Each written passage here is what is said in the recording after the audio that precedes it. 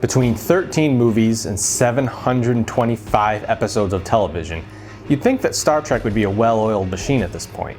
Unfortunately, it's not, as alternating movies tend to falter and the different series have wide-ranging highs and lows. So on this, the 50th anniversary of Star Trek, things still have a degree of uncertainty to them. Thus, we must boldly go. Hey everybody, Alex here for Nerdy Inc., coming at you with a review of Star Trek Beyond.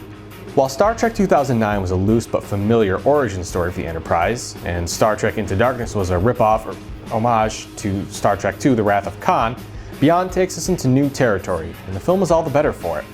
Dropping all superficial ties to previous Star Trek lore, Beyond attempts to merge the heady sci-fi ideas of the original series with the action spectacle that studios demand. Though it's not a perfect balance, as we lean far closer to action movie than sci-fi movie, to say it's a bad movie would be wrong. Star Trek Beyond is a great adventure with the characters with whom we've become so familiar. The emphasis on characters is one of the things that makes Beyond so entertaining. The prior two movies were, in a way, the Kirk and Spock show, with the supporting cast of Dimension being lost in the fray. There was very little depth to Sulu, Chekhov, Scotty, Uhura, and McCoy, as the arcs of the two leads were front and center in both films. In Star Trek 09, Kirk learned to be a leader, while Spock learned to reconcile his half-human emotions and duties. And in Into Darkness, Kirk learned to be a leader, and Spock learned to reconcile his half-human emotions and duties. Not only do Kirk and Spock get new arcs, but the supporting cast does too.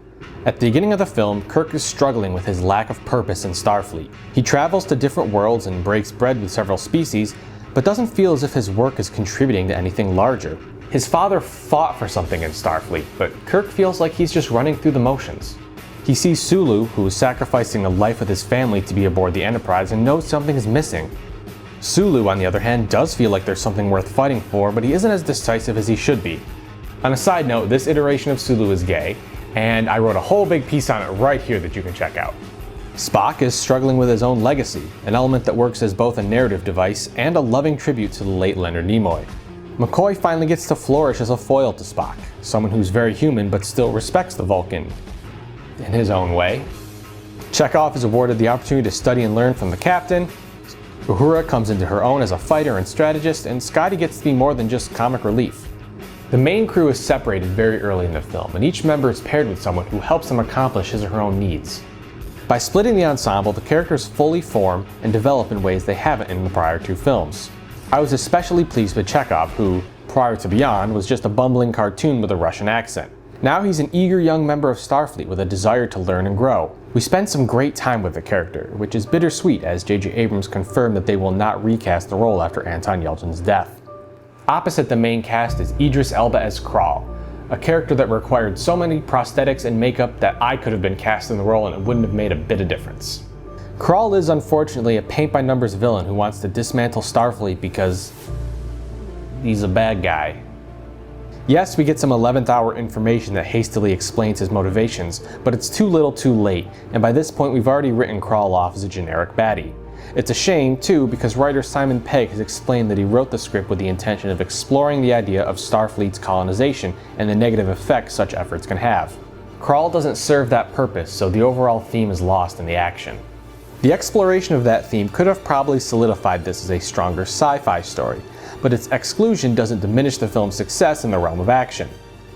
Remember, the NuTrek series is predicated on action, so while it's not driven by the moral dilemmas and optimistic speculation that define TOS and TNG, its strong character relationships and exploratory spirit are befitting of the Star Trek moniker. The action in this movie is great, by the way. While there is some cartoonish CGI here and there in the film, there are many breathtaking sequences scattered throughout the film. Yorktown Base is an excellent setting that both looks great and allows for some dynamic action. Likewise, the Enterprise's destruction, calm down, it was in the trailer, was an excellent set piece, although it didn't carry the same weight as it did in Star Trek III: The Search for Spock. And while the presence of a motorcycle gave me a brain aneurysm when the first trailer dropped, its integration into the story and the sci-fi technology integrated into it made for a really unique and rewarding experience. The story didn't bank on nostalgia in the way that the prior two NuTrek films did. The fan service and references were both subtle and non-intrusive, and the wide breadth of callbacks from sound effects to iconography reward the most hardcore Star Trek fan, not those with just a casual understanding of tribbles and the Prime Directive. Star Trek Beyond is ultimately a success. While its themes are muddied by a generic and underdeveloped villain, the colorful cast of characters give this film a layer of depth that had been missing from the prior two films.